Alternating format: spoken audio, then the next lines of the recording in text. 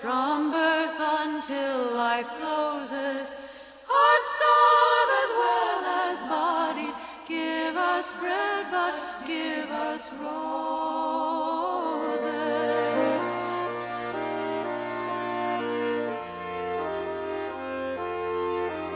As we go marching, marching, unnumbered women dead, go crying through our singing their ancient call for bread. Small art and love and beauty, their drudging spirits new. Yes, it is bread we fight for, but we fight for roses too.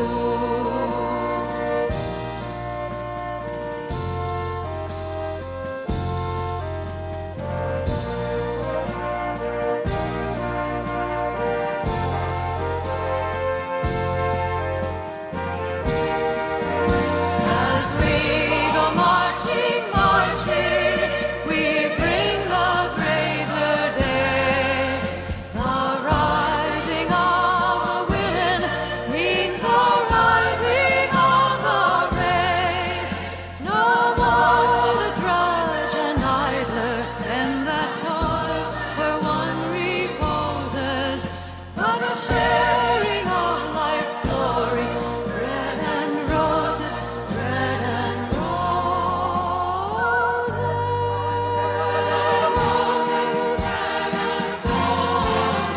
My life shall not be sweated from birth until life closes.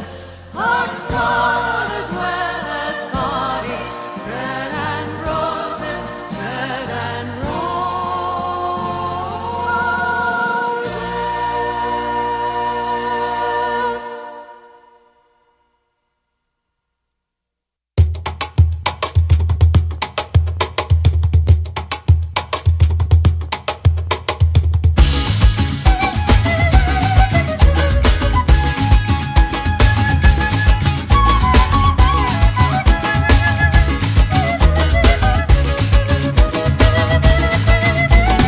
Yo puedo ser tu hermana, tu hija, Tamara, Pamela o Valentina. Yo puedo ser tu gran amiga, incluso tu compañera de vida. Yo puedo ser tu gran aliada, la que aconseja y la que apaña. Yo puedo ser cualquiera de todas, depende de cómo tú me apodas. Pero no voy a ser la que obedece, porque mi cuerpo me pertenece. Yo decido de mi tiempo, como quiero y donde quiero. Independiente yo nací, independiente decidí. Yo no camino detrás de ti, yo camino de la para aquí. Tú no me vas a humillar, tú no me vas a gritar, tú no me vas a someter, tú no me vas a golpear, tú no me vas a denigrar, tú no me vas a obligar, tú no me vas a silenciar, tú no me vas a callar. No sumisa ni obediente, mujer fuerte, insurgente, independiente y valiente, romper la cadena de lo indiferente. No pasiva ni oprimida, mujer linda que das vida, emancipada en autonomía, antipatriarca y alegría. A liberar, a liberar, a liberar. Libera, libera, libera. Yo puedo ser jefa de hogar, empleada o intelectual. Yo puedo ser protagonista de nuestra historia y la que agita a la gente, la comunidad, la que despierta la vecindad, la que organiza la economía de su casa, de su familia. Mujer libre se pone de pie y a romper las cadenas de la piel.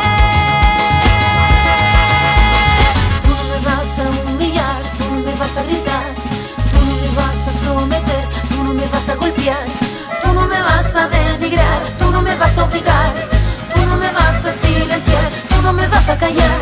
No sumisa ni obediente, mujer fuerte, insurgente, independiente y valiente, romper la cadena de lo indiferente. No pasiva ni oprimida, mujer linda que das vida, emancipada en autonomía, antipatriarca y alegría. A liberar, a liberar, a liberar. Libera, libera, libera.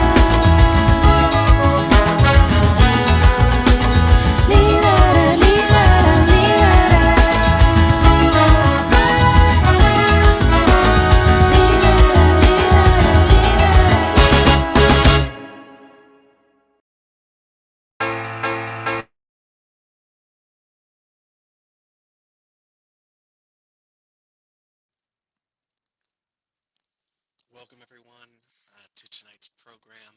Let me start by welcoming you all and to thank Deborah Rodriguez for that excellent slideshow and providing some music for us to get pumped up for tonight's program.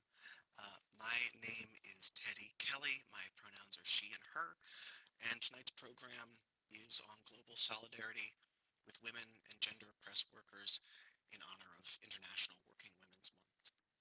The Women and Gender and Oppressed Caucus of Workers' World Party proudly dedicates this year's program to the fighting women and gender oppressed workers of Amazon and Starbucks, who are in struggle around the country to unionize their workplaces and fight for better pay and better working conditions. It was 122 years ago at an International Women's Socialist Conference in Copenhagen.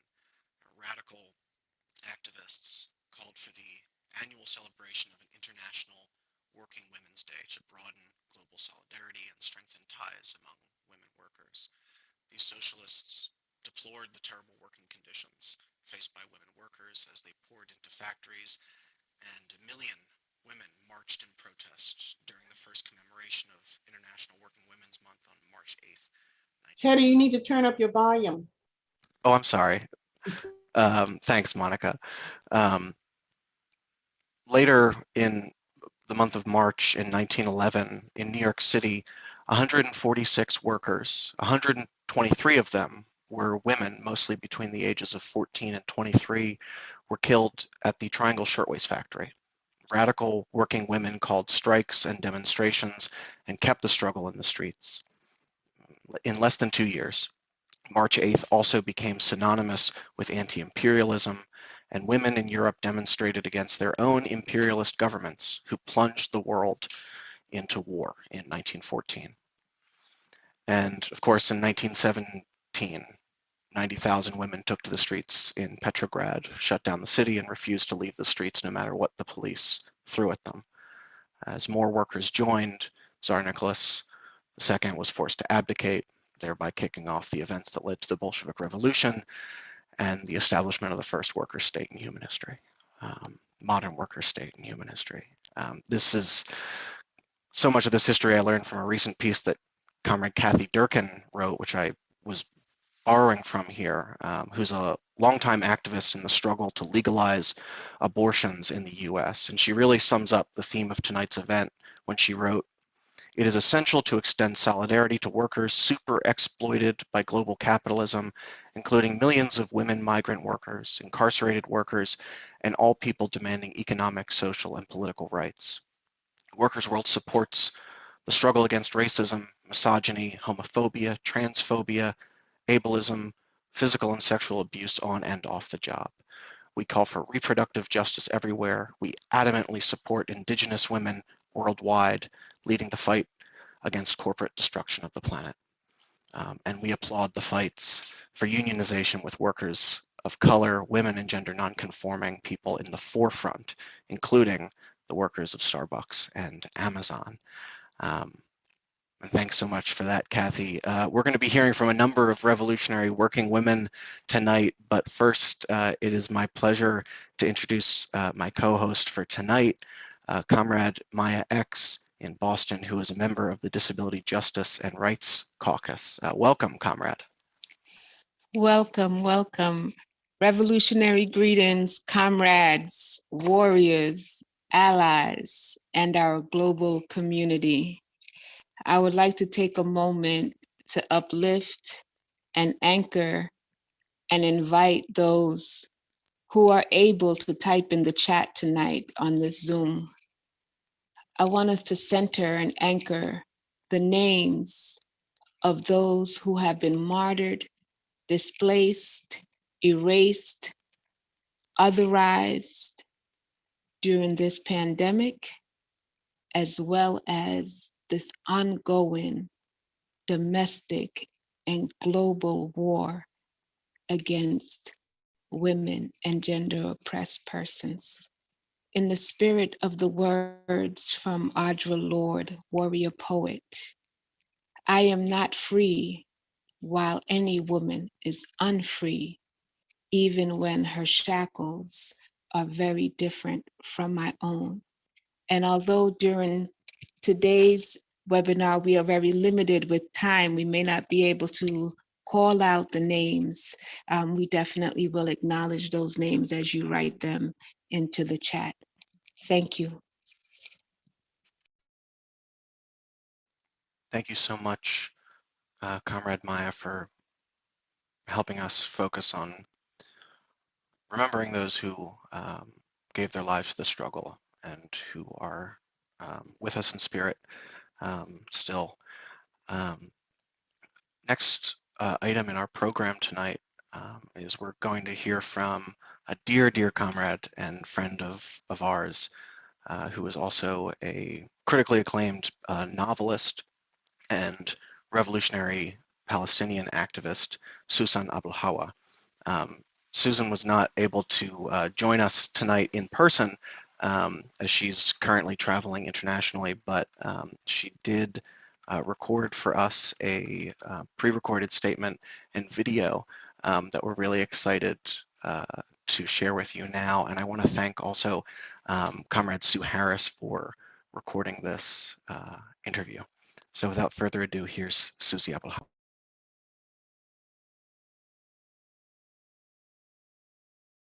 Is the body of global capitalism.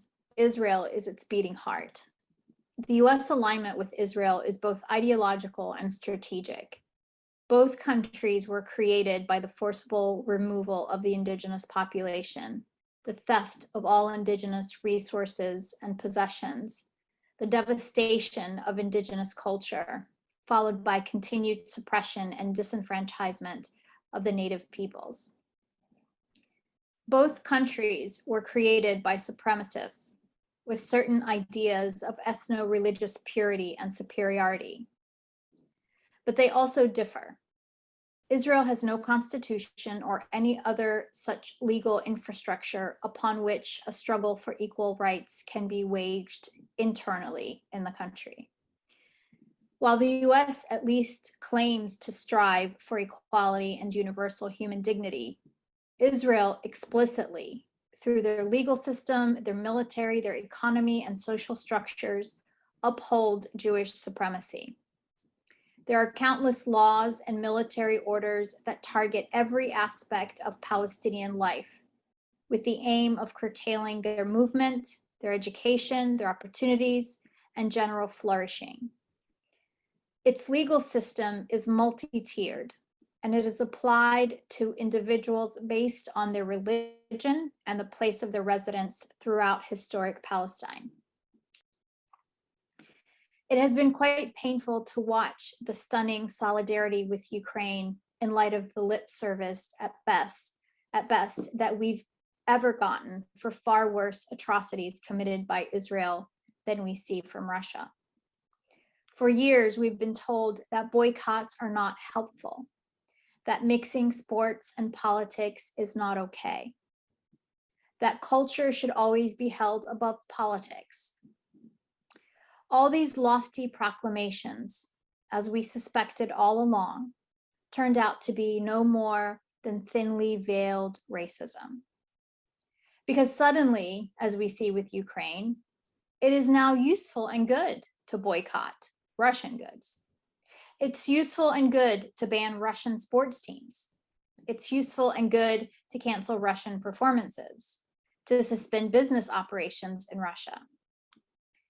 But despite the extraordinary disparity in power, whether military power, political power, economic power, Palestinians have never stopped fighting for liberation.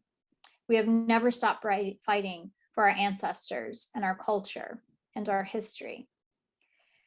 Standing with Palestinians means standing against empire. It means rejecting notions of inherent supremacy, whether racial, religious, ethnic, or otherwise.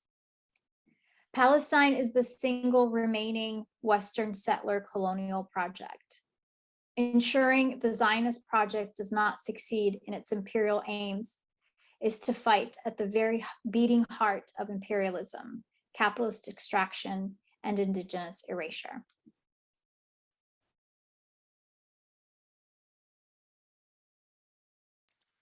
I'd like to thank Susan Abelhawa for that statement, and thank you, Comrade Sue Harris, for recording it. And we'll say proudly, من النهر إلى البحر, Palestine ستكون حرة, and from the river to the sea, Palestine will be free. I also noticed that in the chat right now, heeding mYia X's call, people have included many names to honor. I'll just read them briefly. Marsha P. Johnson, Hyun Lee, Sylvia Rivera, Berta Cáceres, Rosemary Neidenberg, Lolita Lebron, Harriet Tubman, Luisa Capetillo, Pat Chin, Sue Davis, Carmen Perez, Lucy Parsons, Breonna Taylor, Sarah Peisch, Johnny Tillman, Rachel Corey, Lynn Stewart, Razana Najjar, Authorine Lucy Foster, Dorothy Ballin, and Sandra Bland. Thank you, comrades, for letting us acknowledge these incredible and heroic women. It's now my pleasure. Oh, go ahead, mYia. No, I said Ashe, Ashe, yes. Yes. Thank you, mYia, for that call as well. It's my pleasure now to introduce the members of our panel. We're going to hear introductory remarks from each of them before we get into our general discussion. But I would love now to introduce Norma Pérez, who's from A Call to Action on Puerto Rico and a former teacher. Welcome, bienvenida, and please take it away. Thank you. Gracias por la invitación. Thank you for the invite. I'm a teacher. I'm a teacher in New York. I was a teacher in Puerto Rico. So we are fighting against what's happening in Puerto Rico with Promesa and the US imperialism. We have been working for years for the liberation of our patria, our country. So I'm so glad that you invite me to work and share with you what is happening in Puerto Rico and what we think we have to do together. Not only Puerto Ricans, all together, because we have to free Puerto Rico, we have to free Palestine.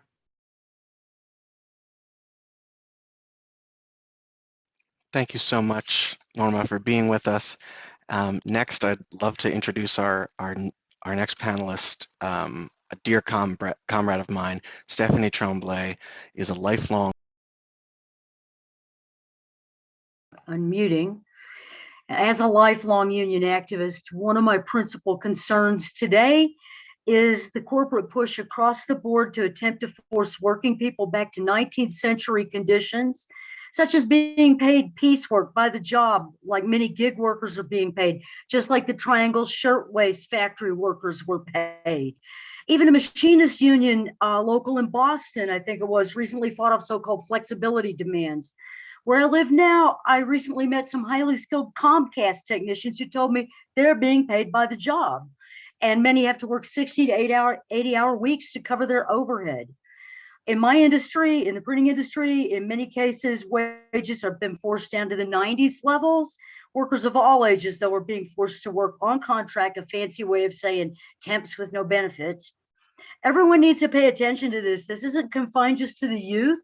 Corporate CEOs are planning to do whatever they can to force this on all of us and roll back the gains of working people of the 20th century, just like they're pushing to roll back the gains of women's rights with the attacks on access to abortion. Corporate America is currently attacking the unions, which are the strongest for the labor movement on the West Coast. The port and shipping bosses are attacking the longshore and warehouse union by threatening to close the port of Oakland, a two-pronged attack against labor on the West Coast and a further attack on the Black community in Oakland, where they're fighting obscene levels of gentrification. In the Native community, under the continuing genocidal assault of settler colonialism, a very grave concern, right now is protecting the Indian Child Welfare Act. As everyone now knows, the old boarding schools in the US and residential schools in Canada are graveyards of thousands of children. Thousands were stolen, kidnapped from their families and nations, and were stripped of their culture, beaten for speaking their languages. Many ran away, a few made it home before the law passed. In the 70s, I think it was, 1/3 of Native children were still being taken from their families by the state. It's these same Texas lawyers attacking abortion rights and other working people's rights are taking the ICWA to the Supreme Court to try to overturn it on the claim that it's based on race, which is a falsehood. It's based on sovereignty, on self-determination of oppressed nations. And I hope everyone here has grave concerns over capitalism's attack on the earth itself, as it's brought us to the brink with global warming and the ongoing sixth extinction, as extractivism and the unchecked use of fossil fuels have ruined conditions of life for more and more species. And now, as someone who retired during the pandemic, my personal concerns include limitations of Medicare, lack of dental care, how to get by on a fixed income with little to no social support, in short, the problems of many older women, as well as all people who, due to health and disability, are facing problems of survival. Thank you so much, Comrade Stephanie. I know I personally have learned so much from the work that you do, and we know that our comrade Keisha James, who's a leader of the United American Indians of New England and a member of the Aquinnah, Wampanoag, Oglala, Lakota tribal nations, regrets that she couldn't join us today due to an illness. But boy, I mean, we have a heavy hitter coming in to join us. So thank you, Stephanie, for being with us.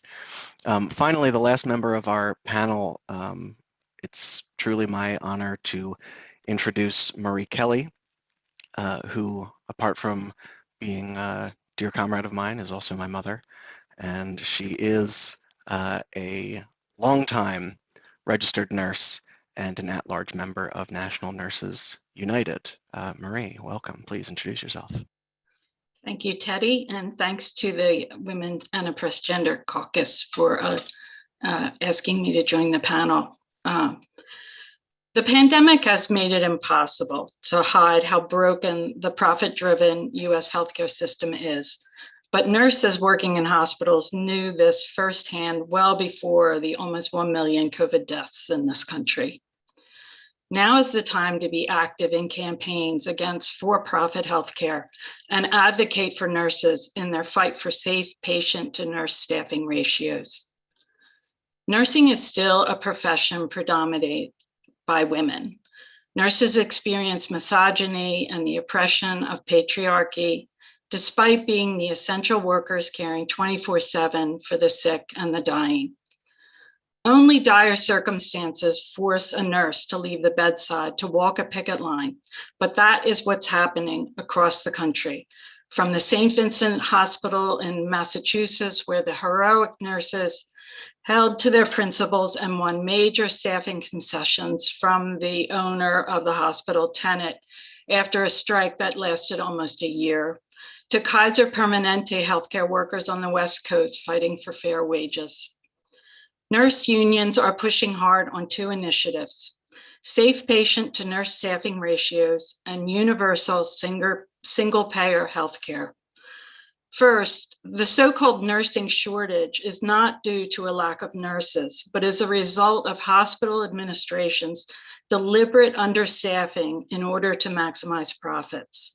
Nurses see the danger here and are furious that they are being forced to either provide inadequate patient care or leave the profession. Second, it is a fact that the US population has poorer health than most industrialized countries, and this is directly linked to the for-profit health insurance industry, big pharmaceutical companies, and hospital capitalists. Only a universal single-payer system will guarantee that health is a right that everyone is able to claim. Thank you. Thank you so much, Marie. And thank you, Norma and Stephanie, for your powerful introductions. I want to ask each of you to take on this first question for our program tonight, which is, Why is every issue a women's issue, including the fight against capitalism and the fight against imperialist war? And I'm wondering, Norma, if you'd like to take that first. Yes. I always say in Spanish, la lucha tiene cara de mujer. The fight has a woman's face. And it's because of what we face every day. But we have been lead the struggles for the liberation for our colonies, the abolition of slavery, for the overthrow of governments, and the defeat of fascism. But we continue to face oppression. We have been on those fights, but we still on those facing those oppression, marginalization, gender violence at hands of the states, the capital system, as well as at home, and therefore those are themes that we are facing as women. It's urgent to continue the feminist anti-capitalist struggle until we free ourselves from patriarchy, imperialism, and all the reactionary local regimes that we face every day. With the pandemic, that we're still there and we're still struggling, feminization, genderization of poverty around the world was just on the top of everything. We were the first to suffer the economic crisis, with large number of our sisters pushed out of the workforce, and many more who survived through informal work have lost their livelihoods. Not only that, a lot of comrades working 2 jobs, 3 jobs. Not because they were in the pandemic, they were not working, they were doing everything at home, like going back to what we're saying that we don't have to do. But again, the pandemic show up, floats what the culture, the machista culture that we have in the United States and different countries. And I will say the world. We face triple exploitation in the capitalist system. While we struggle to get a salary, in most cases, we have to take care of all care work in our homes. Work that has intensified and multiplied in current conditions in the quarantine and the confinement. And we're still struggling that. As a capitalist country that we live, the government rushed to save the economies. They have left the workers to provide the basic necessities of human life, risking their lives on the front lines. And we have a comrade from the nurse system that for sure she's gonna say more about what's happening in the nurse system. It happens in the educational system. A lot of teachers are leaving, most of them women, because the struggle is real. What is happening in the public system, private system, let's add that, is very dangerous for our health. Women make up the vast majority of those work in this area: nursing, child, elderly care, nutrition, education, and we are the first at risk by continuing the work in the pandemic conditions to sustain our humanity, our families, to care for millions of sick people. This is not over, and we're still struggling with that. During this global crisis, and I'm not gonna say that the global crisis is only the pandemic, the capitalism crisis, US imperialism and his allies have shown no concern for the survival of the majority of the population throughout the world and within its borders. They have sanctions, they are intensifying militarism, and we, the women, we are the ones who are facing the first to face food, water, and medicine shortage in all over the places, in the pandemic and in the imperialism, facing this crisis in the imperialism. It is us, the poor, the Black, the indigenous, the people of color, the migrants, the working women who are lead the fight and front lines against imperialism. We are the ones in the front line.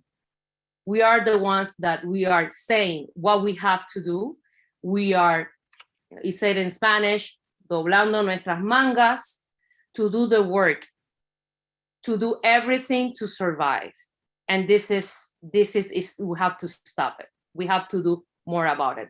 That's why we have to be all together to work against this imperialism and the socialist system, in the capitalist system, sorry. Our resistance forces continue to grow, and the feminist and gender struggle, we have to continue to grow. The revolutionary and proletariat women building are our organizations, and our movements have to won many more victories. We have won some victories. I can say that we won a victory to overthrow a governor in the island of Puerto Rico that he was not doing the right thing. We had that one, but it's only one. We have to do more about it. Our movement has to work more victories, and we have to be together. From the revolutionary women who lead the mobilizations against the violence of the extreme right, to our courageous sisters who fight for the liberation of Palestine and Puerto Rico, and the militants who led the anti-racist fight against police and military violence around the world, we are strengthened by the revolutionary feminist struggle. We are the faces. Look at us. If you go around, the faces of the struggle around the world is our face, our women's face. And I'm gonna give you an example of what's happening in Puerto Rico. In Puerto Rico, women earn between 20% and 39% less than men who have the same training to do the same job. The more education, the more age that we have, the more preparation, we are not getting the same amount of salary that a man gets. We are the minority in the workforce. In terms of population, we are the majority, but we are the minority in the workforce. And this decreased during the pandemic, these 2 years in pandemic. So think about that. Administration positions and administrative positions and work that they lead, that you have to have a leader, those are not available for women. Those are available just for men. Femicides are increasing every year. We are facing the struggle of, right now we have teachers out fighting for their pensions, fighting for the right to get the money that they earn and they save for the future. They don't have it anymore because this system, and this is not the government. When we mention the government, people think about it's just the government. You have to go and vote and change the governor for the next 4 years. This is not what happened. This is not happening. We have a system that the US imperialism is put us on promesa law, and people in the island, especially women, the workforce, the majority of the workforce, even though that the numbers, it doesn't say it, they are the ones facing the reality in the island. They are the ones facing the increase on food. They are the ones facing not public transportation, and they have to buy cars. They are the ones that they don't have public education for their kids, and they have to buy or pay for tutors or pay for private education because the system is not offering working people what they have to. So this is what they're facing in the island. So in general, la lucha tiene cara de mujer. So when you see fight, you just have to look on who are the faces there? Who are the people who are facing the struggle? Who are the ones in the front lines? Because this is not only the people who are making everything happen. We are the ones facing the oppression. We are the ones facing what the imperialism is doing to us, and we are the ones to fighting back everything that is against us. Thank you. La lucha tiene cara de mujer. The struggle has a woman's face. I mean, that will stick with me.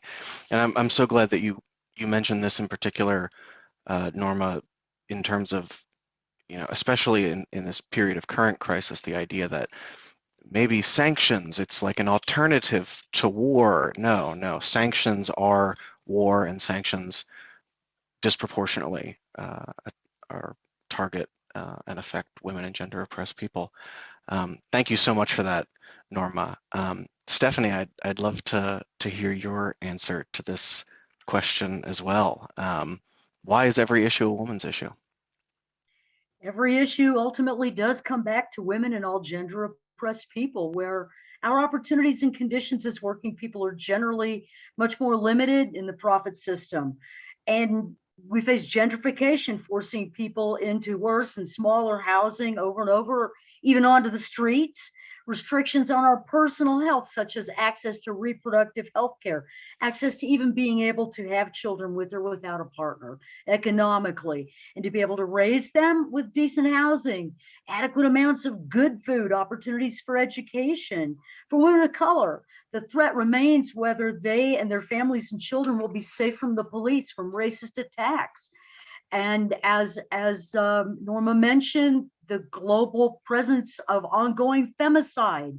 And for Native women, the threat of violence overall we see manifested in the crisis of missing and murdered women, girls, two-spirits, and all Indigenous persons. There are also Indigenous boys and men missing and murdered, to hear even less about.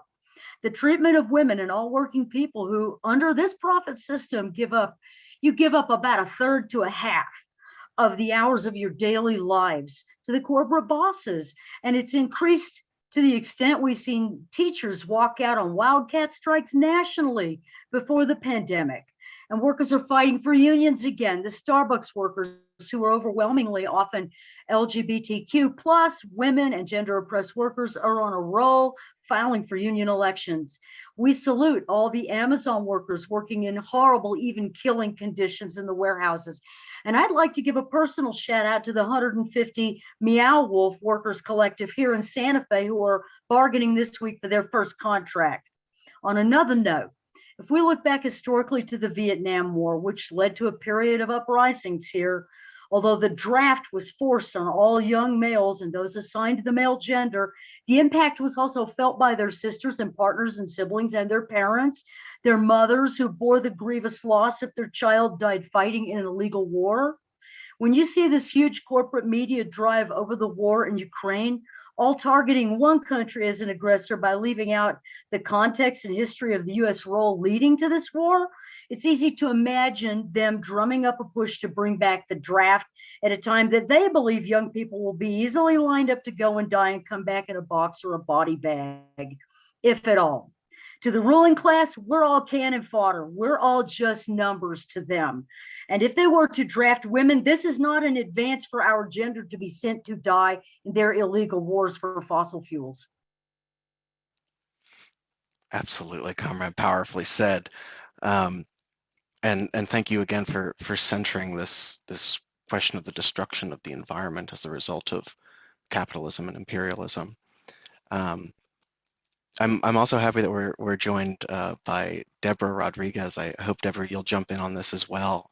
But Marie, I wonder if you would like to take a crack at this question next. Yeah, when I read this question, I took inspiration from Engels and his description of the matriarchal society and how that was key to establishing a socialist world. And to quote Dorothy Ballin, one of our Workers' World Party founding members, she wrote in Feminism and Marxism, women work together. A development or discovery of one was a development for all. They not only learned from each other, but they taught the children and the men what they learned.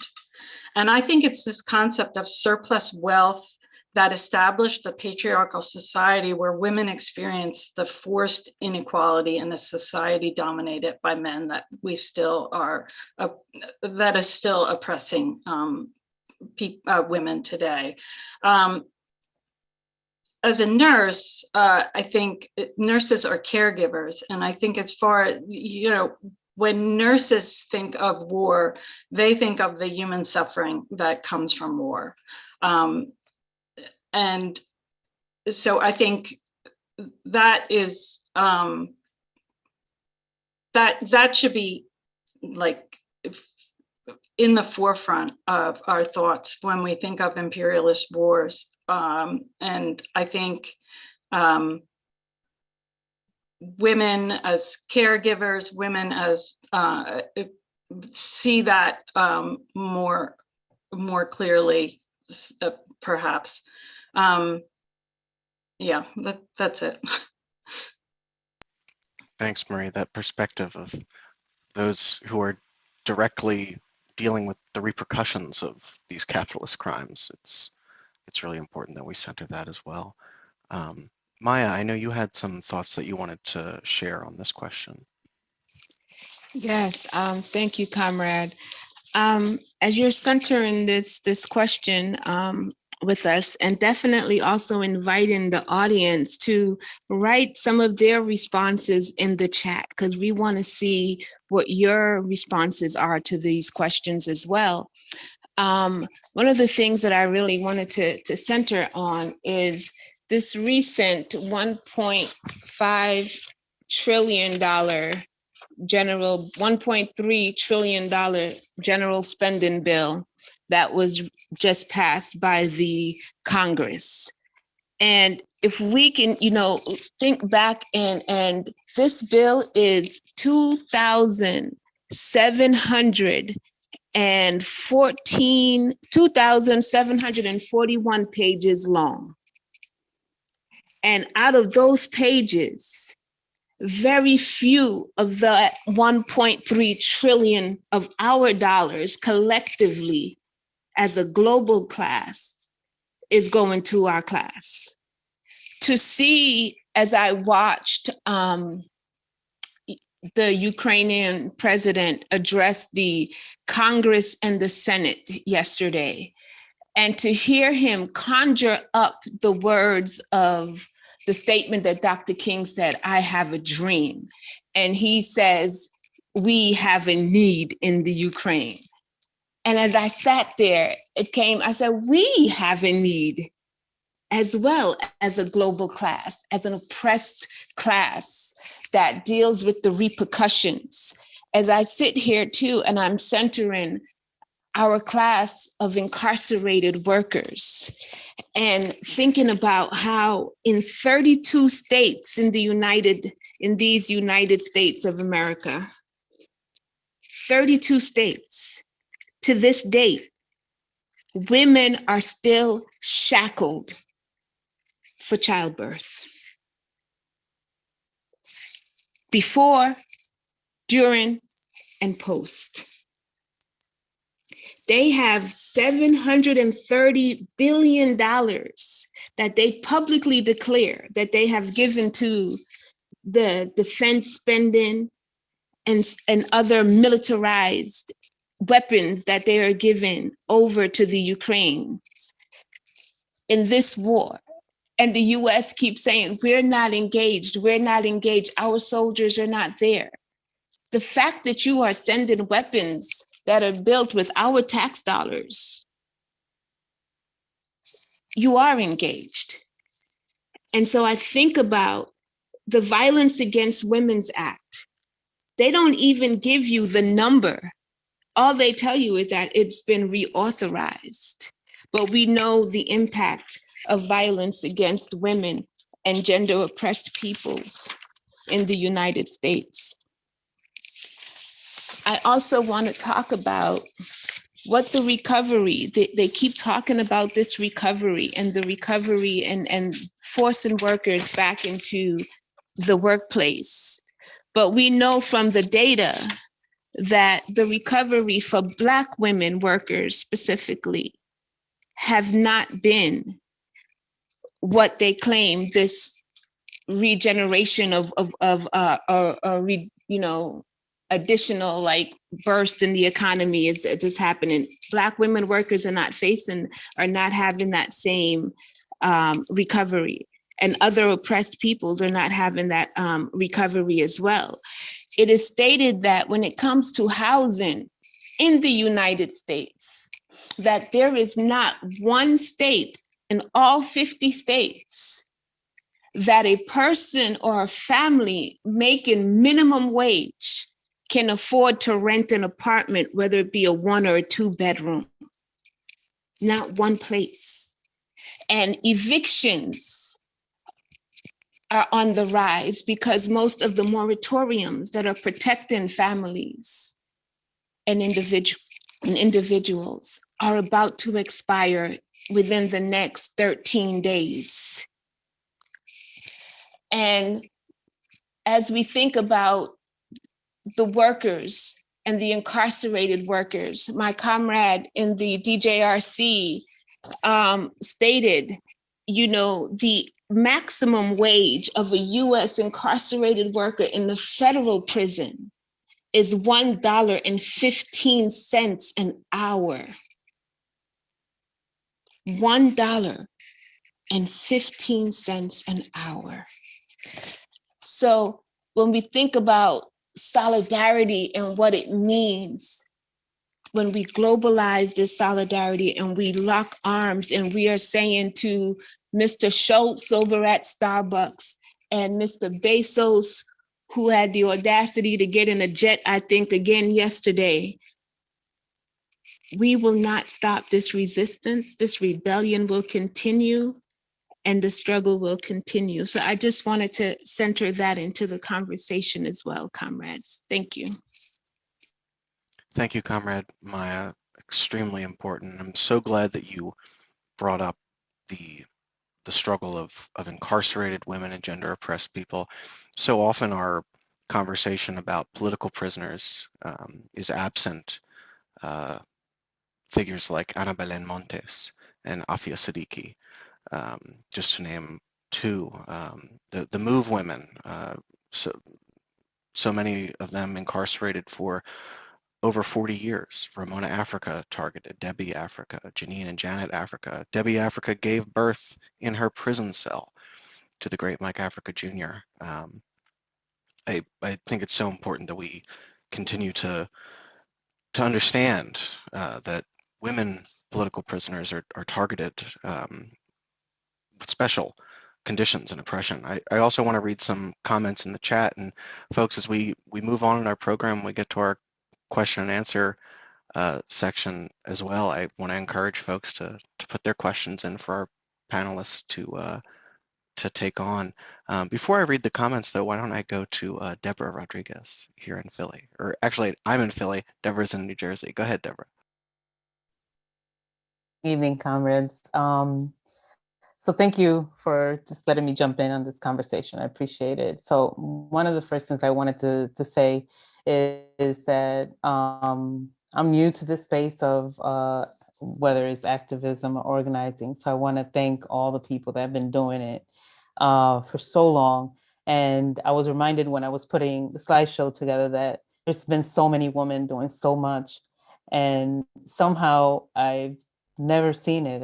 It's just been, maybe as a working woman myself, coming from a single parent home, single mom, obviously you get tied into the everyday of capitalism, the hustle and the bustle, and the things that are important is just the things that are in front of you, sustaining your family, helping your mom, helping your brother get through things, or just maintaining your family, trudging along the day to day.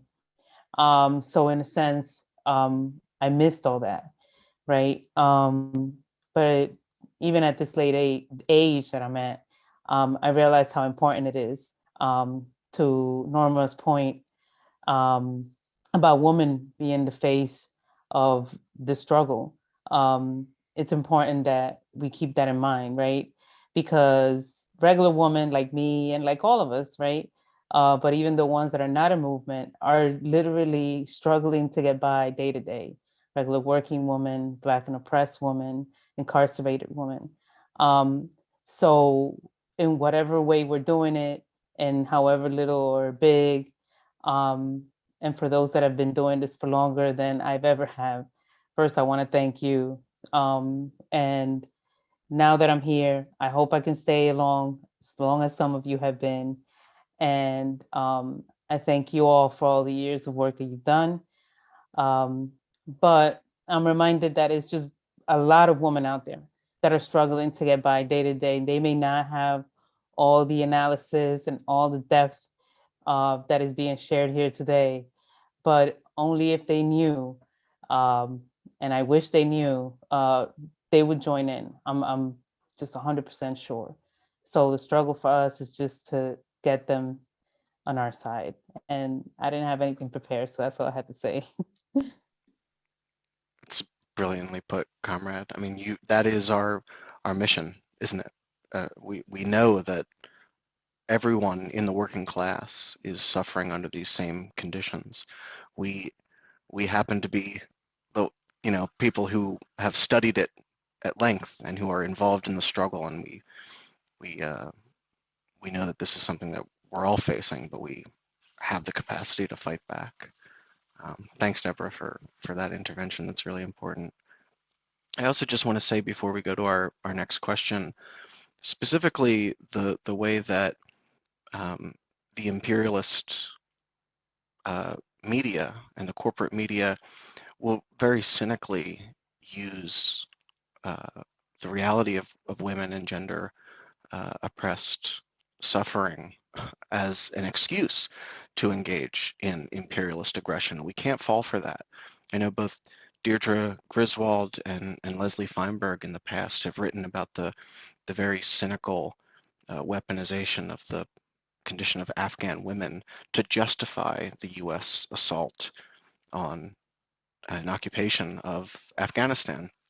And I see this, speaking as a trans woman, I see this more and more often, how the Zionist propaganda, Israel will say, well, we're such an inclusive place for LGBTQ people, but that doesn't include Palestinian, queer, lesbian, gay, transgender people. We see this now.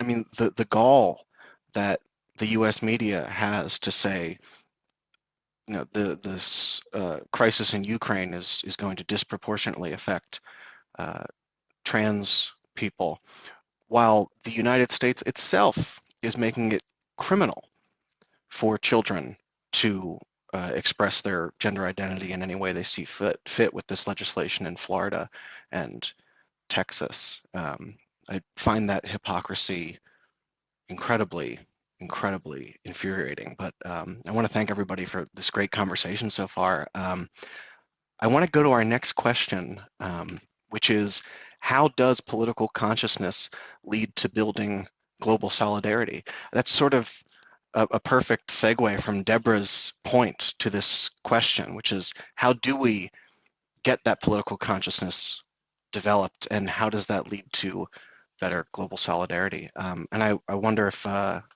Norma, you'd like to take this question first as well. Yeah, I think as an individual persons, we can get some political consciousness that change every day, not the main meaning, but because everything is changing. So I always call myself that I'm in a continuous deconstruction. What means deconstruction? Because I have to learn for the youth. I have to learn for all the processes that are happening, and I didn't realize that they were happening. And I'm open now to think about what the community, the LGBT community, have to tell me, because I have to learn about it, and how the young women have to tell me, and I have to learn about it. But it's not only about learning, it's just a reflexive process. It's about what I know that I can share with these people that are sharing with me. So we have to be open to learn about among us, to learn about what's happening in different perspectives. Because it's one world, but we have different situations in different places with different situations. But it's one fight, and the fight is against us. And I'm just pretty sure that it's against us. It's against women, it's the ones who are facing all the situations in this planet, and it's against who are fighting, because we are fighting back. This is not the time that we are just waiting to do something. No, we are fighting back. So we are in different places of the scene. We are the fighters, we are the ones who have to look on other people, and we have to take care of our families, we have to take care of our jobs, etc. I was listening to some of the compañeras that mentioned different perspective of what we are facing and what women are facing. And for example, in this country, they label us. You are a professional, you are not a professional. So our one of the compañera from, I think is from Boston, she mentioned how people cannot afford to leave. Even professionals, they want to call us teachers, you are a professional, try to move on and get rid of the word worker. My colleagues, they can't leave with one salary. They have 2 jobs. But I'm not talking about Puerto Rico. I'm talking about US, New York City.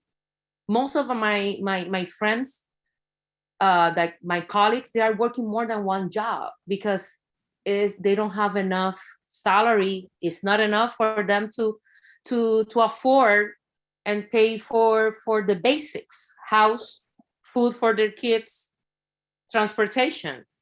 So how does political consciousness lead to build our global solidarity? We have to share our experiences.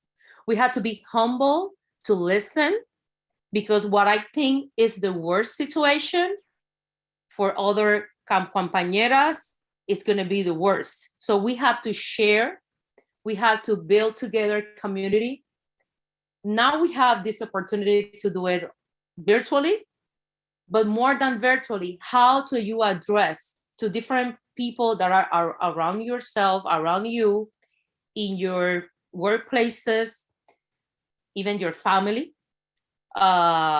places that you go, and you have to show what's happening and say what we are suffering. Political consciousness is not about reading a book or analyzing the book. Yes, that's part of, it's important. Yes, you can have comrades and compañeras that they think like you, and you can share the same thinking. How we are going to target those who are not on the same page? How we are going to address that people that they don't think that this is an imperialism problem, this is a capitalism problem?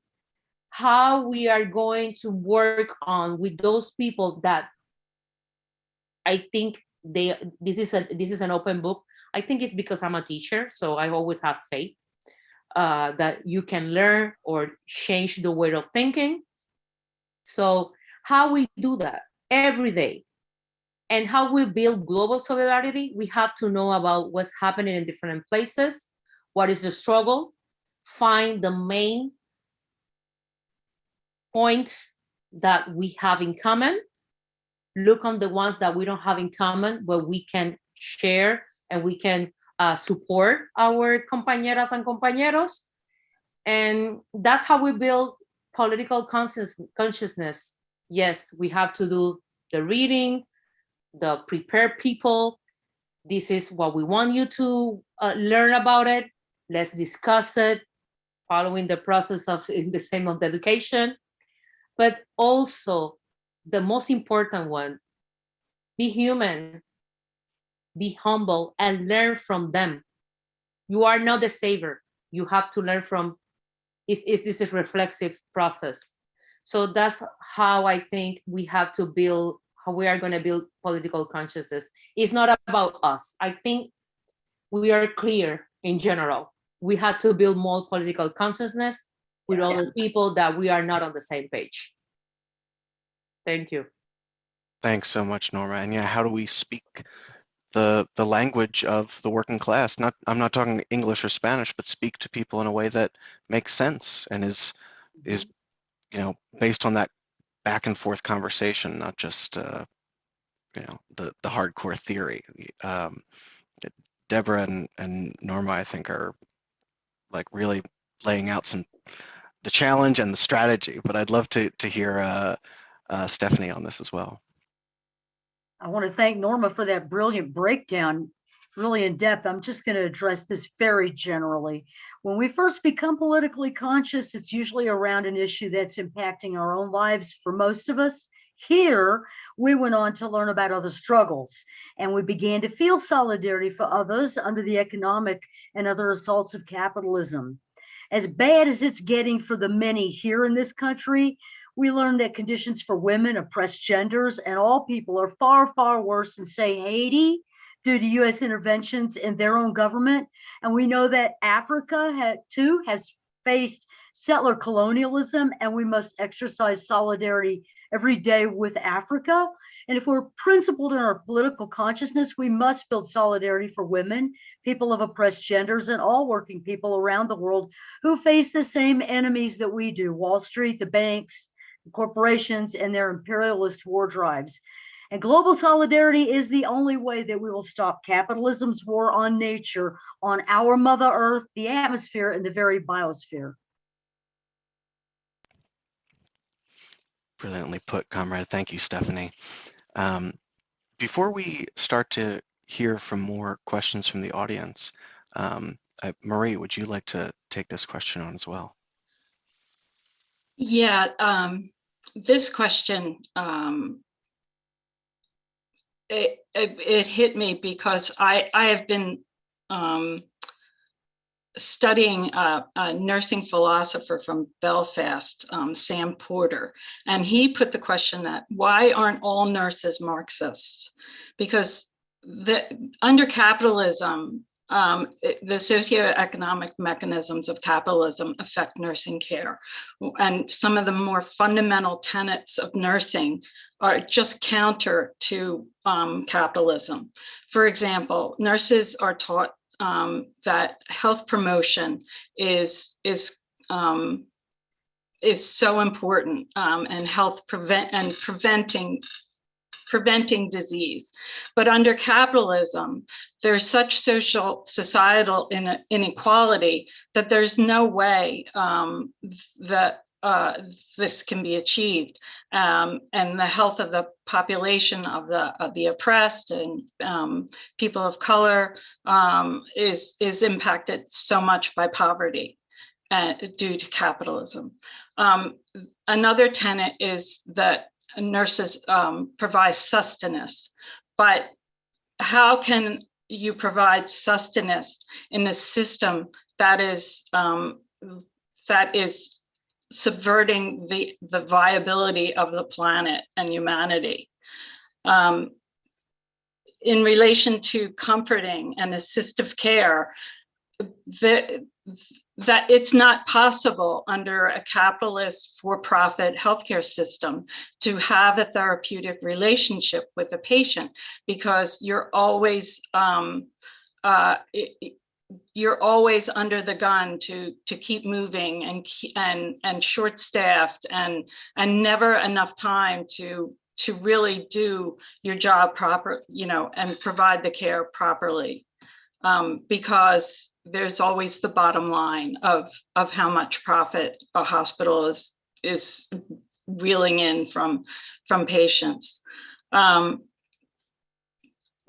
Lastly, the idea of supporting workers, it's impossible to support people in their work environment because, like Amazon workers who are fighting to just get 20-minute break, or factory workers that have safety violations, or miners who are always at such risk for injury or death. So I think it's, as far as raising political consciousness, I think it's imperative that nurses raise their political consciousness so that they see how the system that they're working under is not allowing them to do the job that they're trained to do. Thank you, Marie. Joe asked each panelist who is the most important woman or gender oppressed person in your political development. mYia is someone who's been influencing my political development for 32 years. And another one of the biggest impacts on my personal political development is Monica Moorhead, who's joining us now here. Monica, I'd love for you to chime in on this as well.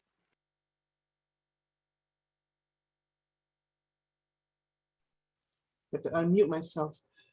This has really been an amazing panel, and it really goes to show, I'm just so proud to be, you know, a revolutionary and a woman revolutionary, you know, hearing these amazing, you know, women and gender oppressed revolutionaries, because it really shows that you can never learn too much. I mean, because political consciousness is always evolving. And that's very, very important for anyone who wants to change society, that wants to overthrow this rotten capitalist imperialist system. You always have to keep learning, be open to new ideas and new developments, because of course, all of it comes back to the same premise of it's all, every oppression is connected to capitalism and imperialism. And I just want to say that to answer the last question, it reminds me of this saying, this Marxist saying, that being determines your consciousness. And that certainly happened to me growing up in the South under segregation. I have to say my mother was my greatest influence at that time, because, you know, she was part of the Montgomery bus boycott back in 1955. When I was a child in Montgomery, Alabama, I saw her being dragged out of an all-white bathroom at the age of 12, which is still sort of traumatizing, even though it's been decades ago. And so that's when I started to really become conscious that something was wrong with this society, because of the racism that I faced on a daily basis. But I didn't fully understand where that racism came from, which is national oppression, until I met the party back in 1972. And that's when I started to develop a worldview of the fact that I wasn't alone in this. I wasn't isolated in terms of what I was facing on a daily basis. And this gets to the root of why it's important to develop political consciousness, because if you don't have that political consciousness, if you don't have a worldview of what's going on in terms of other people around the world, and of course now with technology, that understanding is even more important and easier to understand, because communication is so rapid now. It's so you can learn what's going on around the world just in seconds through social media and so forth. So we have to fight the isolation, comrades, because that's what the ruling class, that's one of their greatest weapons, to isolate us, to make us feel that what we're going through on a daily basis is our own fault, that they want us to internalize any oppression or any problem that we may face in society, when it's really a societal problem that comes from the top and not from the masses. And we have to also, from being determines consciousness, I think struggle also determines consciousness. That's what wins people over to the need for global solidarity, because it's more of us than it is of the ruling class. It's billions of workers and oppressed people around the world. And it's just a handful of rich, greedy capitalists that super exploit the entire world, the Bill Gates and the Jeff Bezos of the world. And so when we forge this global solidarity, it makes us stronger. And that's why it's important for us to show solidarity for those who are in the forefront of the struggle right now. The Amazon workers, the Starbucks workers, the Puerto Rican striking teachers, the nurses, indigenous water protectors, who are, trying to save this planet, especially indigenous peoples and Palestinians and so forth.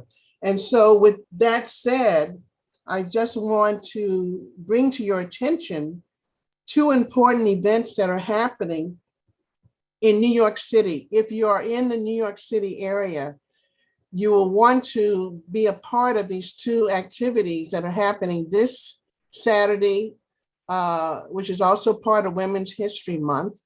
I'm a co-coordinator of the International Working Women's Day Coalition in New York City, and our theme has been for the last 16, 17 years that every issue is a woman's issue. And so we have a 10-point program. All the issues that you've heard tonight from the panelists are part of our 10-point program. And so every year we have had a march in terms of stopping at different various sites to show solidarity with workers. And this Saturday, we're going to be marching from Penn Station to a very important workers' assembly that is happening at the Solidarity Center at 147 West 24th Street, second floor. And this workers' assembly is being sponsored by the Workers' Assembly Against Racism, mainly a youth organization that's fighting imperialism and capitalism, showing solidarity with so many workers. And so they're having a workers' assembly at the Solidarity Center where everybody can come and speak about their issues. Everything is out in the open in terms of how working and oppressed people are fighting back. It's going to include the struggle of Amazon workers, Starbucks workers, migrant workers are going to be there talking about their struggles, women, street vendors, all kinds of workers and oppressed people are going to be there, united in one struggle in terms of building global solidarity. So we want to invite you to this demonstration at Penn Station, 34th and 7th Avenue, 2 p.m. And we're going to be marching to the Solidarity Center for this wonderful workers' assembly. And you have the flyers right here. And you can go to iaccenter.org to get more information. Thank you. Thank you, Monica, and thank you for really tying it all together for us here. I'm thinking back to what Norma said about the need to have these spaces and these conversations, because the more we talk about what is going on in our lives, a comrade Mike Wilson in Philly says all the time, there's so many people suffering in silence. Once we start to have those conversations and share our experiences, we learn not only that we have similar problems, but that we have the same enemy. And that's how we know it's the same fight, like Norma said. This has been such a great conversation so far. We do have a couple questions from the audience that I'd like to get to before we wrap up. And Stephanie, there was a question that was directed specifically to you from Yuri in the audience, who asked, what is it going to take for the American left, Black Lives Matter, the Latinx advocacy movements, queer liberation movement, the broader, largely white working class rights movement, and anti-imperialist Palestinian solidarity movement to address the plight of Native Americans, show strongly and loudly solidarity to Indigenous folk? It's a great question, Stephanie. I wonder if you'd like to address it.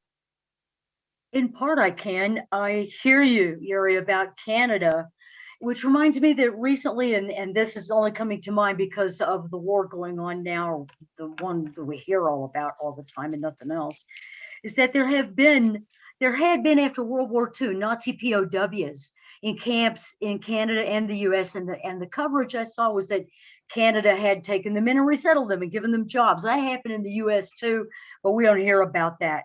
but we all know that Trump gave cover to fascists to come back out from under their rocks.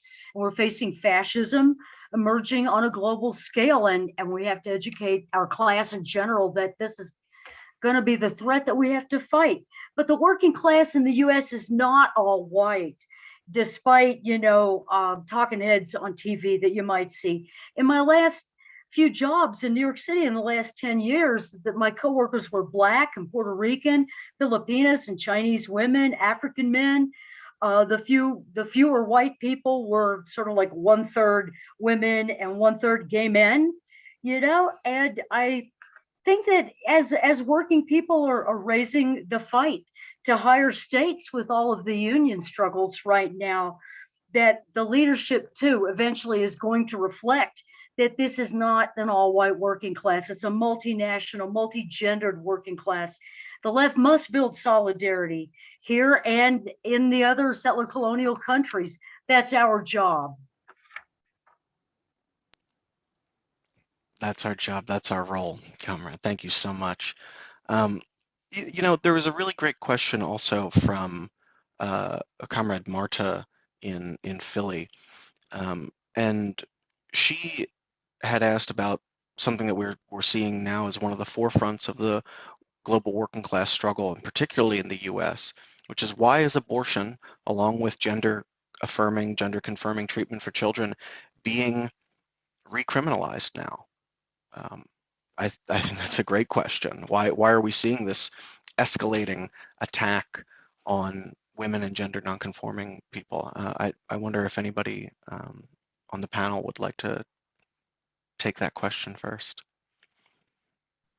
I just want to say to that question that we have to auto criticize us, because a lot of the fights that we did, and we got some laws or what the system provide us, we took it for granted, and we had to build on those thoughts that we had on the past. We had to keep it on the stage, and that's one of the stage that we have. Abortion is one of them. So because something happened in the 1970s or the 1980s, I feel like we won this, we leave it there, we are not gonna build on that, and we are gonna move to other fights that we have to do. I get it, but those ones that we had, those are not ones. For capitalism and imperialism, those are not one. I mean, we have to build on that. We have to educate why we have an abortion law, why we have this, why we need more than that. And it's happening in different perspectives. And I will say, for example, in Puerto Rico, a lot of laws that were through that they were more in favor of the workers, and especially the women workers, and they are not there anymore. So how we are going to build on what we did, and how we educate the new generations to keep those success that we have. And I think that's related with that question. I don't know if you get the gist of what I'm trying to say. Such a great point, Norma. I mean, Teddy? there's been yeah, go ahead, Monica. Also, the ruling class, which are the real bigots in society, they want to push the struggle back. They want to push it back to, centuries ago. And they want to divide and conquer. They want the working class, which is so multinational, so multi-generational, multi-gendered. They don't want to see that unity, that powerful class unity. This is all about building class unity. Again, they want to divide and conquer based on, nationality, gender, sexual identity, whether you're able or disabled. It's all about, disempowering people. And building class unity is about empowering people, empowering our class. And so this is why we have to fight for that unity. When a section of our class is under attack, what do? I don't want to use stand up, but we want to get together and fight back, as a class. And so this is why class unity is so important when we're, defending, those who are under attack in terms of gender non-conforming people and women and so forth. It's all about empowerment, and that has to be done through the struggle, the class struggle. Both what Monica and Norma are making clear is that unless working women and gender nonconforming people are in charge of the state, unless workers are in charge of the state, our rights, our bodily autonomy, our ability to get reproductive health, none of this is ever guaranteed by the capitalist state. It will always be rolled back, which is of course not to say that there hasn't been historical such important struggles and people putting their lives down on the line to win victories. But until we get to that point where we overthrow the capitalist state and actual working women are in charge, our bodies are never going to be completely protected. I wonder if Marie or Deborah or Stephanie or mYia, if anybody wants to jump in on this question. I also want to invite folks to make any closing remarks. I know mYia wanted to make a point. Go ahead, comrade. Thank you, comrade. Earlier, comrade Stephanie mentioned the struggle in Vietnam. And, for the past couple of days, I've had the Women of Vietnam book in arm's reach. And I was reading a passage, and it's an excerpt of the words from Madam Binh on International Women's Day, March 8th, 1972. However, before that, she talked about, in the question you just asked the panel about political consciousness, she mentioned that, we organized village by village. Those who knew how to fight taught others. And that reminds me of a saying in Cuba, right? I don't know how to say it in Spanish, but it's like in every barrio revolution. And, when we say brick by brick, block by block, how vital it is that each one of us really do that political education to become internationalists as we sit in the belly of the beast or wherever we may be, to know what this, when imperialism tries to make us think like we have amnesia, like what we're seeing them do right now, we haven't seen this before.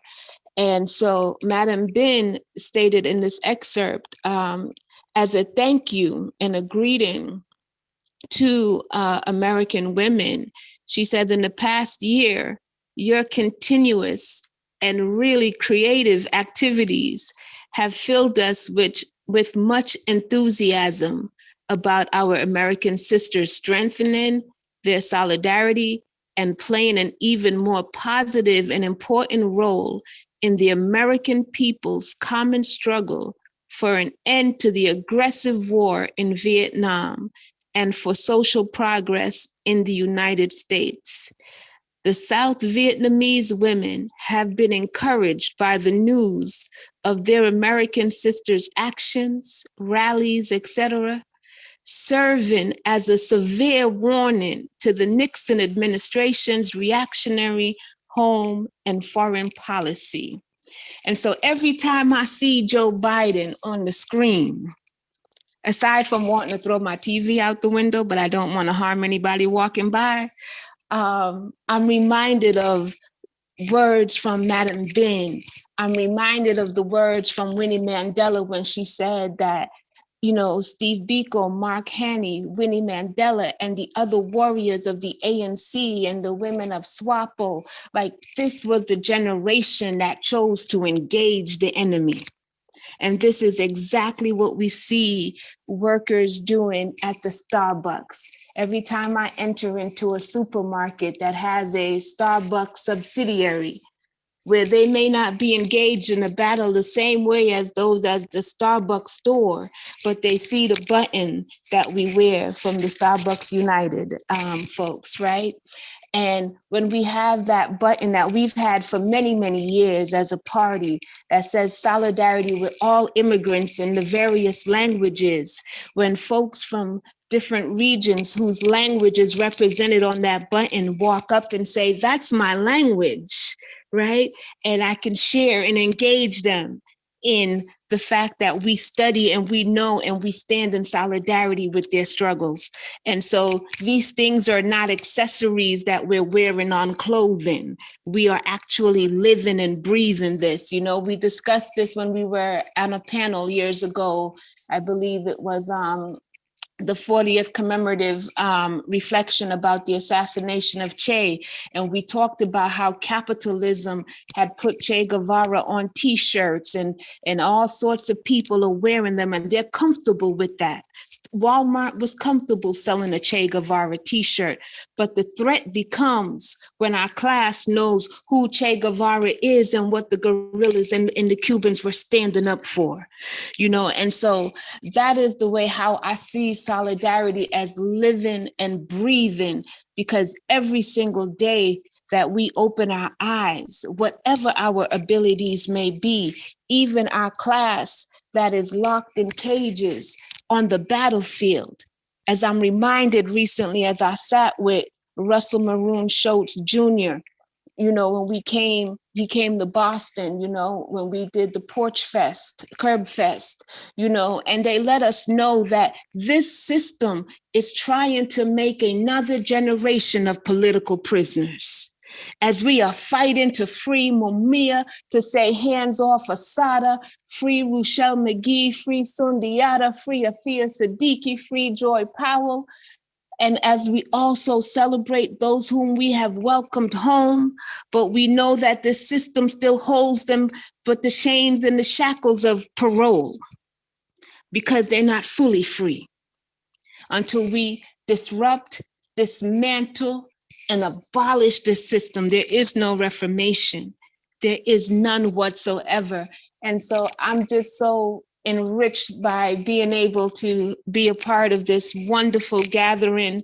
And again, like, the struggle continues because we know what the United States did to millions in Iraq. We know what these United States did to the people in Louisiana and Mississippi, Hurricane Katrina, the displacement and the erasure. We know the daily wage theft that is happening. We know the struggles of how they are pitting gig workers against salaried workers and against the under and the unemployed. But they know that they are not going to be successful, because just the other day, and I'll end with this, Comrade Phoebe and I were in Providence, Rhode Island, and we were in what I like to call a cipher with some revolutionaries, you know, and we were strategizing how we are going to show some disrespect in the coming months to the system that keeps trying to otherize and erase people who are doing every single day what they must do just in order to breathe, because they've taken so many. As we heard from Eric Garner and George Floyd, I can't breathe. But for those of us who are here and still breathing, a luta continua, the struggle continues. Thank you. Thank you, comrade. There's a certain point when political education and poetry merge into the same thing, and I feel like, Comrade mYia, you are the expert at this political art. Thank you for those remarks. I know, Stephanie, I'd love to hear your closing remarks as well. Just to keep it short and sweet, life on Mother Earth is everyone's issue. Capitalism is wrecking the conditions for life itself, our biosphere. Capitalism equals death. This is the fight of our lives. But the only way we, women and gender oppressed people and the entire working class, win against capitalism and imperialist war is if we're all together in solidarity and have each other's backs here and around the world. Beautifully put, comrade. Norma, would you like to say anything in closing? I thank you so much for joining us. Yeah. I just want to say that I'm gonna say thanks Stephanie to always address our environmental situations. So environmental science teacher, I didn't add that, and thank you for reminding me that I have to put that on when I'm going to speak again. I have to say thank you so much for all the questions and this opportunity to share my experience and how we can build solidarity among us and how we can build the fight with who are the face of the fight, that we are us, I mean women. So la lucha tiene cara de mujer, so we have to be together and build solidarity and meet together virtually in face to know what's happening and build this support among each other. Thank you so much for inviting me. Thank you for being with us, Norma. Marie, did you want to say anything in closing? Yeah, just thank you for this invitation and solidarity with all these powerful women on this panel. Universal health care is a right, and National Nurses United is fighting for that right, and we're going to win. I believe that we will win.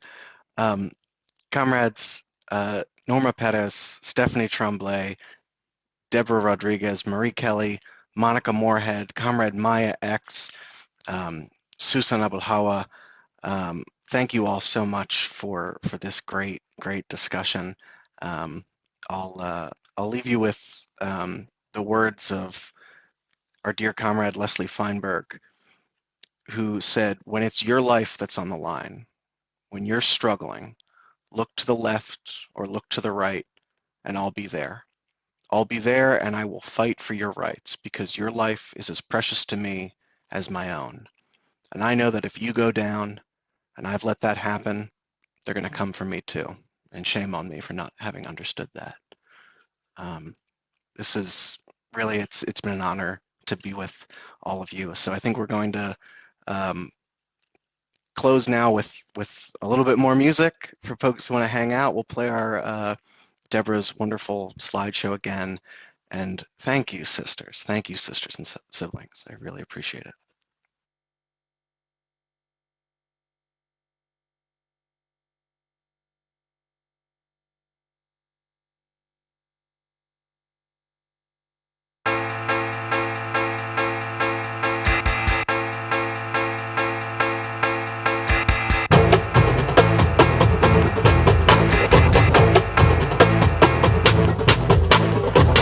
Telling me chill, queen. Let them wait for the reveal, sing. Now I'm about to put me in multiple spots. It's lyrical pox in your grill, meaning I'm ill. I will not yield. I am from Southside of DC. That means I only know how to go until I'm on a marquee getting properly built. Cause stop being a part of my stock on my bill, no ma'am. I'ma keep this campaign up till rock for prayers and grains. The popular trill slogan, that's word, goddamn. See, I want you to levitate. My shit dope, let's medicate. One low quote, got them vocally abstaining for rap, they grammatically celebrate. I'll hydroxy cut these lightweight MCs to a suitable size. I'm approximately 1/4 human, the rest is unidentified. I'ma take up every white space with some black characters, reversing to pride. Embodying the yada to get out for me, I keep the hearses outside. Beware, real rap run through my veins, I'm either a female form. Y'all might get ghetto, I got this shit sonically leaked to the retail torn. See, y'all won't win, trying to box me in, I'm out of it like G-form. And even my mumbles like rumbles and concrete jungles, yo, this is your porn. This is for real, my crew is a very big deal. Everything we crave is 24K like the gold inside my grill. I can't reveal my sources, might be a real rap sources. Look at your future, not what you used to, huh? We coming for your whole damn meal. Got this, gang, gang, gang. Got this, gang, gang, gang. Got this, gang, gang, gang. Got this, gang, gang, gang. You ready? Mama said I could be anything, that was the dope part. But I grew up planning my dreams is downstream from the dope spot. And I'm a descendant of the kings and low-key fiends of the coca. From streets where the police beat, with the holy skin is the color of mocha. Hear me out, I've been through too much and I'm too grown to play around with y'all. Now I'm a wild lad, every chance I get my rhyme, the lip be so animal. Every vet I see, sick of much too please for the next breed of these amateurs. Fuck freshman classes, my texts are classic, she music legend like Amadeus. Whoa, they scared of this black girl magic, my heritage packed well. Rock snapping, beauty irrelevant, this is not pageants. I'm a rap dragon, every time I open my trap it's fine. Your outlook ending up tragic, trust me. I do this for MLKF, for homies with criminal past. This middle of passage, rhythmic mash, raise your adrenaline, intergalactic, amen. Bars laden with alien cadence, praying on enemy flags, just mayhem. My shit have been down since day one, ready to take on the planet. Segway, segway, segway, segway, segway, segway, segway. This is for real, my crew is a very big deal. Everything we crave is 24K like the gold inside my grill. I can't reveal my sources, might be a real rap sources. Look at your future, not what you used to, homie.